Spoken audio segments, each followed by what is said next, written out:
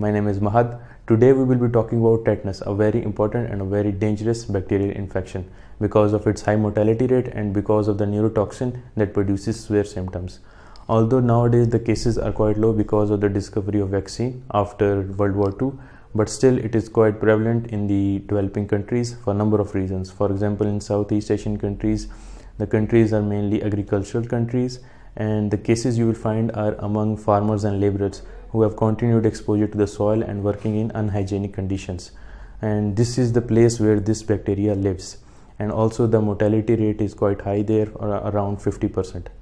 So I hope you will find this video useful. Let's start. Tetanus. Tetanus is a bacterial infection characterized by tonic spasm of voluntary muscles, especially of jaw, caused by an exotoxin of Clostridium, which is usually introduced through a wound.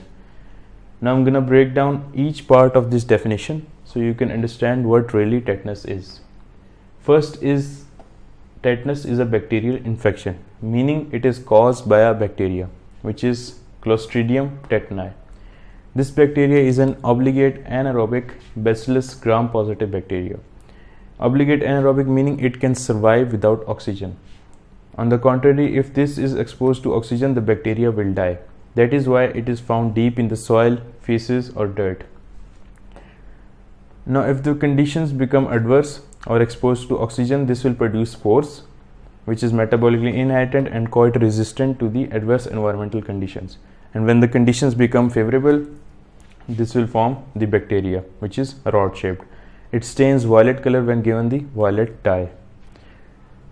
So you just need to remember that it is caused by Clostridium tetani, which is an obligate anaerobic bacteria found deep in the soil. The second part is that this infection is characterized by tonic spasms. Now what is tonic spasms? Tonic spasms are the sudden, abnormal, involuntary, continued muscular contractions. These contractions are continued and quite painful. Now the third part is that it is caused by an exotoxin of Clostridium. Now this bacteria Clostridium tetani, it produces a toxin, exotoxin, which is a neurotoxin called tetanospasmin. This will alter the function of the inhibitory neurons. Now the third part is it is introduced through a wound. So what kind of wounds that cause tetanus, that allow this bacteria to enter the body?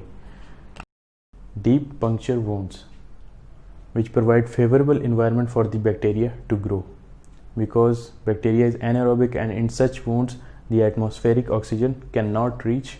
This bacteria will grow and produce neurotoxin.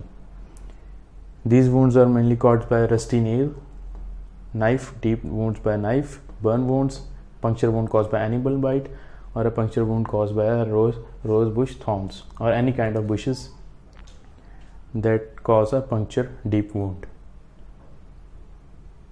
Now these wounds, the abrasion, razor cut, minor scratches or scrapes, in which only the outer epidermis is damaged, does not cause tetanus. Even if the surface has the bacteria, it will die because of the exposure to the oxygen. Now I have specifically mentioned razor cut because it is often asked that if you get a cut during shaving, then there is a chance that you might get tetanus because there is bleeding. Well, bleeding is not a criteria for tetanus. If you are using a razor, if you are using your own razor, it is highly unlikely that you will get this bacterial infection. But if you are getting a haircut or shave from a barber, then it is recommended that you get a vaccine for tetanus.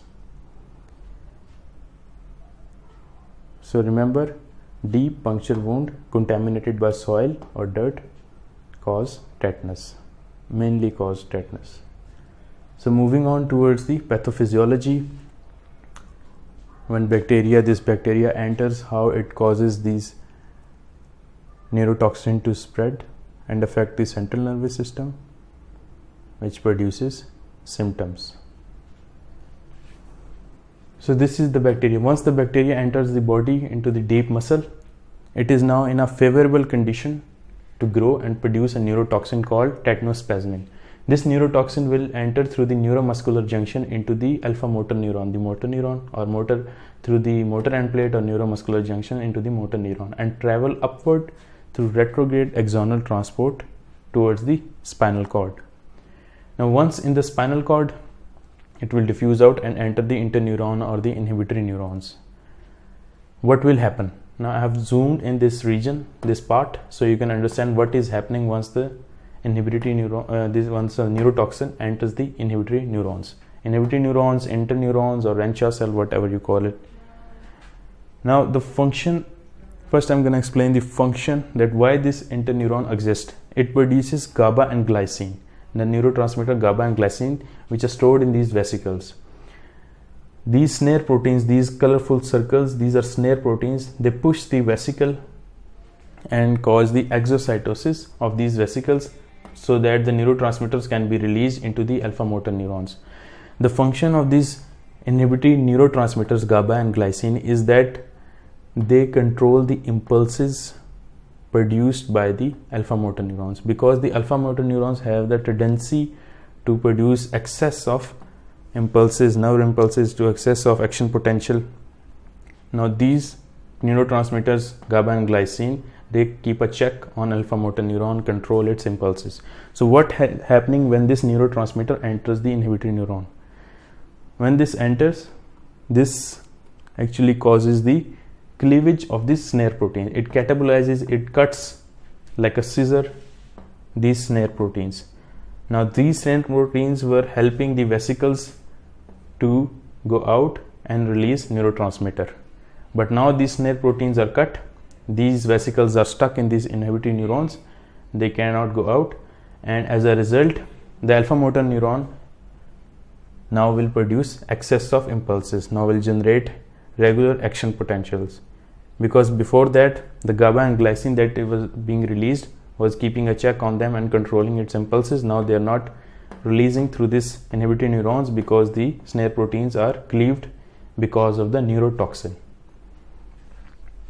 So this is the whole pathophysiology. Now these increased impulses that are being fired by the alpha motor neuron will cause the continuous contraction of the muscles, painful contraction of the muscles. So this is the main pathophysiology of the neurotoxin, which is actually cleaving this, cutting these snare proteins and preventing the release of neurotransmitters, inhibitory neurotransmitters, through these inhibitory neurons, interneurons, or Renshaw cell. Now moving on towards the symptoms. Okay, symptoms. Now first is the incubation period, the period from when the patient is exposed to a disease causing agent to the time when there is onset of symptoms. Incubation period in tetanus is from few days to few weeks. On average it is 7 to 10 days. Now symptoms starts with fever, headache, along with muscle stiffness, then high BP, blood pressure, excessive sweating, and patients start to feel spasms of the muscles and increase in heart rate. These fever-like symptoms are caused by the sympathetic overactivity because increased level of catecholamines are present in the blood. Now these spasms that the patient feel are sudden, powerful, painful, and long lasting. It can damage, it can tear the muscles and even break the bones. Now the most common form of the tetanus is the generalized tetanus, in which it starts with face, especially the lower jaw, then moves towards the neck, then shoulder, and to the whole body. Now what these spasms cause? First, these spasms result in trismus, rhesus sardonicus, and episiotomus. Trismus is the locking of jaw because of the spasms of the muscles of the lower jaw. The patient will have difficulty in speaking and in opening mouth. Rhesus sardonicus, which is an abnormal looking sustained grin on the patient's face because of the spasms of the facial muscles. Episiotomus, this is the result of spasms of all the muscles in the body simultaneously. This will result in severe high arched back, and patient may be resting on his heels and back of the head. These three symptoms are also called tetanus triad. So this was the generalized tetanus, which starts from face, neck, shoulder, and body, resulting in episiotomus. When it happens in the neck, the patient may have difficulty in swallowing food or drinking water. So these are the symptoms of the generalized tetanus. Now in local tetanus, which is not so common, there is spasm only in the area around the injury. While in cephalic tetanus, the spasms occur in the muscles that are supplied by the 12 cranial nerves. May be caused by scalp fractures, middle ear infections, eye injuries, or even during removal of teeth. And neonatal tetanus, these occur in the babies if a non-immunized mother gives birth, or when the umbilical cord is cut by a non-sterilized surgical instrument. Now these trismus, rhesus sardonicus and opisthotonus, this also occur in the neonates. Patient may have the baby may have difficulty in breastfeeding and swallowing the milk. So the only way to prevent is to give vaccination to mother, so the baby can develop passive immunity, and by cutting the umbilical cord with the sterilized surgical instrument. So these were the symptoms and different types of tetanus.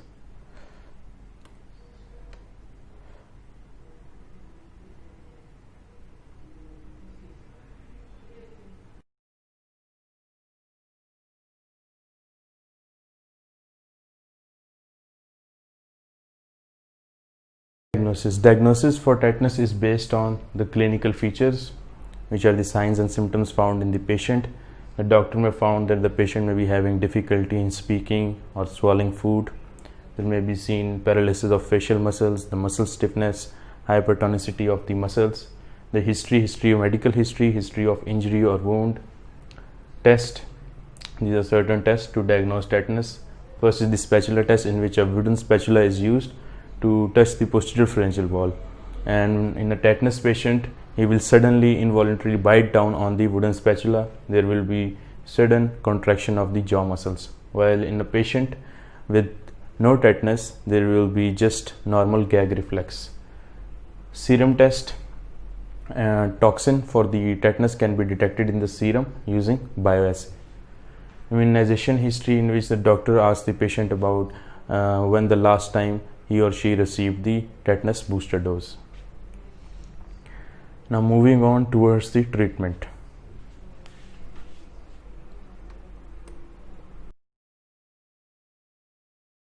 You cannot open your mouth, do you? Yeah. Okay. Can you try to open your mouth? You can tell. That is the maximum of your mouth opening. Yeah. Okay. Can That's I why I cannot speak very well. You cannot speak very well. Okay. Can you try to speak a sentence to us? Like what? Like, how is the weather today? How is the weather today? And could you try to drink some water for us? But repeated. Just a little bit and do it carefully. Because you say just stop. Yes. If any choking happens, just stop it.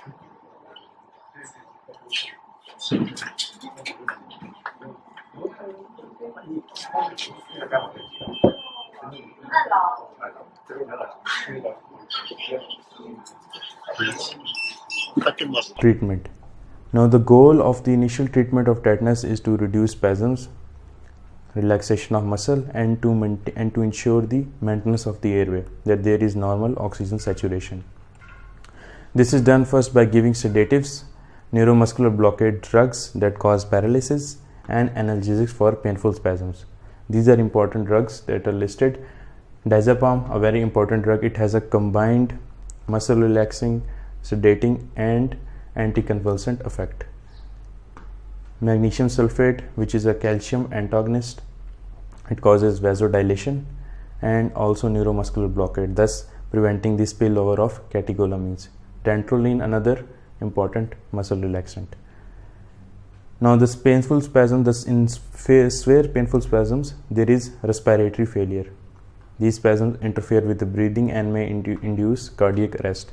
So the patient may need ventilatory support to maintain the normal oxygen saturation. If the fits are uncontrollable, the patient may even require tracheostomy to maintain breathing. The third is the neutralization of toxin. This is done by giving tetanus immunoglobulins. Another fourth point is the wound debridement, the surgical debridement of the wound, cleaning of the contaminated wound, and then giving antibiotics, for example, metronidazole. Now, these spasms can result in difficulty in swallowing foods or liquids, so the patient may require nasogastric tube to facilitate feeding, or liquid foods are given to the patient with slightly less severe spasms. Patient is usually discharged when he can feed normally without pain, and there is control of fits by oral medication. Prevention of tetanus. This is by giving tetanus vaccine. The first 3 doses are given at the 2nd, 4th and 6th month. First booster dose is then given at the 15 or 16 month, and the second booster dose is then given at the 4 or 6 years. It is recommended that booster shot should be given after every 10 years after this initial tetanus series. This was the end of the tetanus. So just you need to remember that tetanus is a bacterial infection which is caused by Clostridium tetani. It enters the body through an open puncture wound and produces a neurotoxin called tetanospasmin. This affects the neurons and travels from the neurons to the spinal cord and enters the interneurons, where it inhibits the release of neurotransmitter GABA and glycine. This causes excessive nerve impulses released from the alpha motor neurons and causing spasm of the muscle.